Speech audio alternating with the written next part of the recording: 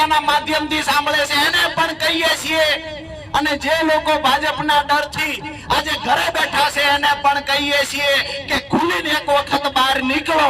આ રાજુ કરપડાની જવાબદારી છે તમારી સામે ઊંચી આંખ કોણ કરે છે જોવાની.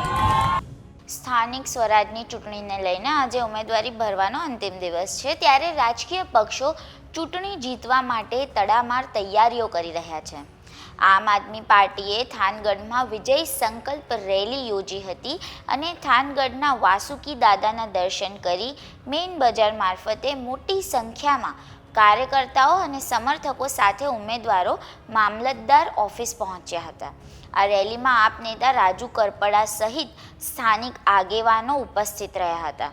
ત્યારે રાજુ કરપડાએ રેલીમાં સ્થાનિક લોકોને સંબોધન કર્યું હતું અને સાથે જ રાજુ કરપડાએ ભાજપને લલકાર આપી છે અને એમ પણ કહ્યું છે કે અમે કોંગ્રેસવાળા નથી. સાંભળો રાજુ કરપડાએ શું કહ્યું. પણ સૌથી મહત્વની વાત, જે થોડા દિવસથી અમે થાનગઢમાં ફરીએ છીએ તો અમને જે જાણવા મળ્યું, લોકો પાસેથી માહિતી મળી કે ભાઈ અહીંયા તો ડરનો માહોલ બહુ છે. આવું સાંભળ્યું છે તમે? ડરનો માહોલ બહુ છે. અમે થાનગઢના લોકોને કહેવા આવ્યા છીએ કે ડરના ડોક્ટર અમે છીએ, જડમૂળથી ખતમ કરી દેવાની જવાબદારી અમારી. થાનગઢની અંદર ઉદ્યોગપતિઓને કહીએ છીએ કે લુખાગીરી નામથી બંધ કરી દેવાની જવાબદારી લેવા માટે આવ્યા છીએ. અહીંયા 30 વર્ષથી ભાજપના નેતાઓએ જે ભ્રષ્ટાચાર કર્યો છે એને ઉજાગર કરવા આવ્યા છીએ. એની સાથે મહત્વની વાત કરું, એક પણ માયનો લાલ પેદા થયો હોય તો આમ આદમી પાર્ટીના કાર્યકર્તાની હોળી કરીને બતાવે.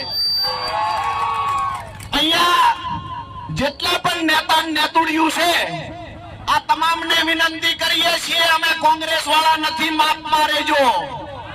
અહીંયા કોઈ ધમકીઓ આપવા નથી આવ્યા, પણ એક વાત કાયદાકીય ભાષામાં રહીને કરીશ કે થાનગઢની અંદર ખંડણીખોરીઓ હોય, લુખ્ખાઓ હોય, એના ત્રાસથી થાનગઢમાંથી સારા લોકો, વેપારીઓ ગામ છોડીને જતા રહે. મારી વાત સાચી કે ખોટી? આ તમામ લોકોનું રક્ષણ પૂરું પાડવાની જવાબદારી આજે પીપળાવાળા ચોકમાંથી આમ આદમી પાર્ટી લઈ રહી છે.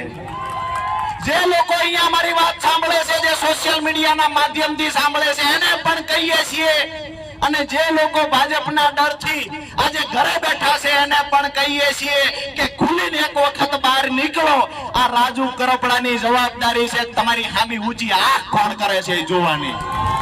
ત્યારે હવે આ વખતે સ્થાનિક સ્વરાજની ચૂંટણીમાં આમ આદમી પાર્ટી, કોંગ્રેસ અને ભાજપ વચ્ચે કાંટાની ટક્કર છે. ત્યારે હવે જોવાનું રહેશે કે આ વખતે સ્થાનિક સ્વરાજની ચૂંટણીમાં બાજી કોણ મારશે. દેશ, દુનિયા અને ગુજરાતના તમામ સમાચારો માટે જોડાયેલા રહો વાઇબ્સ ઓફ ઇન્ડિયા સાથે.